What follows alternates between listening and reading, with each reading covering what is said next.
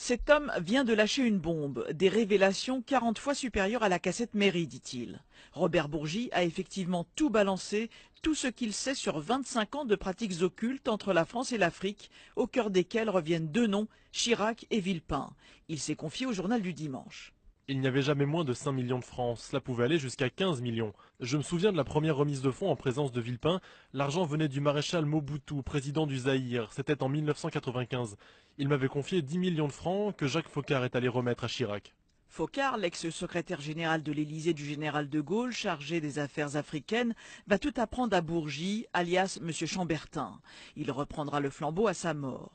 Dominique de Villepin est un ami de longue date. Après l'élection de Jacques Chirac, leurs relations se dégradent, mais les valises d'argent poursuivent leur va-et-vient, notamment lors de la campagne présidentielle de 2002. D'après Bourgi, 5 chefs d'État africains, dont Laurent Gbagbo et Omar Bongo, auraient été très généreux avec Mamadou, le nom de code de Villepin.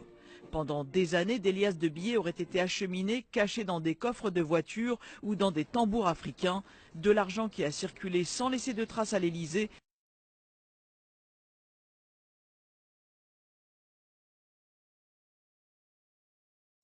Robert Bourgi, lui, est un avocat d'affaires, un conseiller de président qui préfère taire le montant de ses honoraires. Les présidents Joseph Désiré Mobutu au Zaïre, Omar Bongo au Gabon, Denis Sassou Nguesso au Congo, Laurent Gbagbo en Côte d'Ivoire sont entre autres ses clients. Robert Bourgi, contrairement à Jacques Foccart, ne dicte pas au chef d'État la politique de la France. Il est plutôt, auprès de la présidence française, le messager de ses clients africains. Et ça change tout. Car c'est bien Omar Bongo, un de ses clients, qui a pris le pouvoir sur la politique franco-africaine. Et cet homme est redoutable.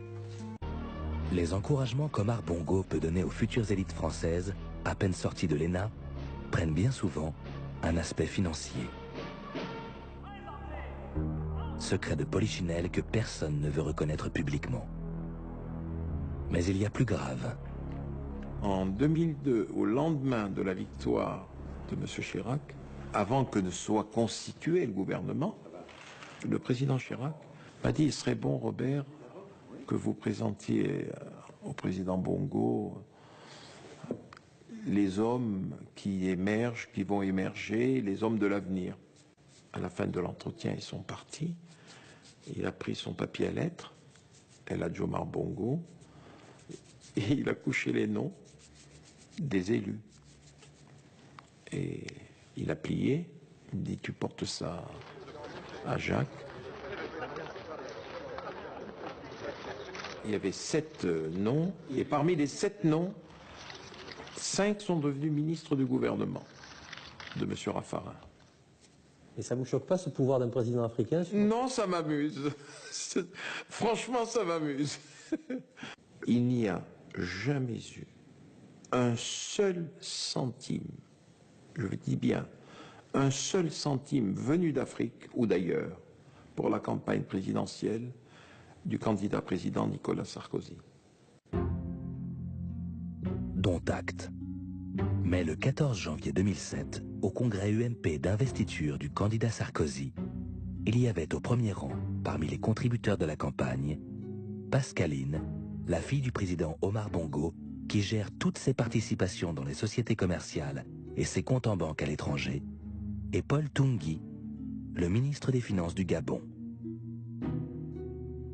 Le 27 septembre 2008, le président Nicolas Sarkozy remerciera Robert Bourgi pour ses bons et loyaux services en lui remettant personnellement la Légion d'honneur à l'Élysée devant entre autres des représentants du Gabon, de la Côte d'Ivoire et du Congo-Brazzaville.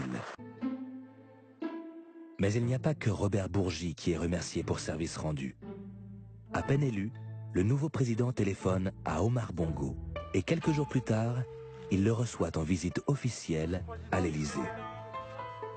À cette occasion, il va, d'après Robert Bourgi, réparer une injustice commise par Jacques Chirac.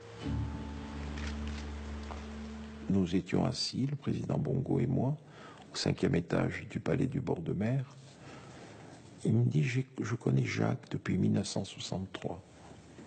Eh bien, tu vois, fiston, il n'a pas été à la hauteur de notre amitié.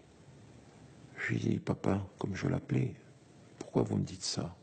Je vous sens triste, amer. La remise de la dette, chaque fois que je le vois, il me dit, Omar, ne t'inquiète pas, je vais appeler Michel Candessu au FMI, je vais appeler mes amis de la Banque mondiale, tu auras une remise de la dette. Rien. Fiston, rien. Jacques n'a rien fait. Le président Sarkozy devient président de la République. Et lors du premier entretien, le président Bongo lui a dit Nicolas, qu'est-ce que tu vas me faire, toi? Avant le 14 juillet, Omar, ta dette sera réduite. Je te propose 20%. Il dit alors, c'est bon, on va pour 20%. Est-ce que c'est raisonnable de réduire la dette d'un pays pétrolier comme le Gabon? Sous Chirac, Omar Bongo donnait sa liste des futurs ministres français. Avec Sarkozy, il va demander et obtenir leur licenciement. Le président Omar Bongo, déjà fortement agacé par la justice française, qui s'intéresse de trop près aux hôtels particuliers, voitures de luxe et comptes en banque qu'il possède en France, explose. C'est Robert Bourgi qui se charge de transmettre à Nicolas Sarkozy la colère du président. Il me dit, ça ne peut pas continuer, il faut que tu dises à Nicolas que moi et les autres, nous ne voulons plus de ce ministre. Je suis allé voir le président de la République à l'Élysée, en présence de M. Guéant, et je lui ai passé le message ferme et non voilé, et voilé de menaces du président Bongo. Et il m'a dit, écoute, dis à Omar, comme il l'appelle, et aux autres chefs d'État, que M. Bockel partira bientôt.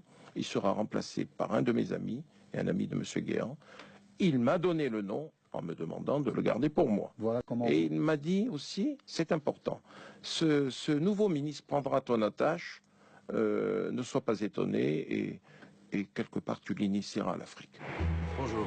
Le nouveau ministre ira donc faire ses classes chez Omar Bongo, chargé de l'initier, comme dit Robert Bourgi, au secret franco-africain.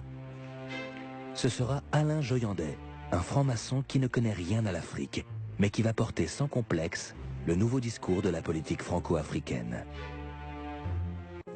50 ans après les indépendances des colonies françaises, au-delà des discours hypocrites sur la coopération et la francophonie, l'Afrique a régressé sur le plan économique, sanitaire et éducatif.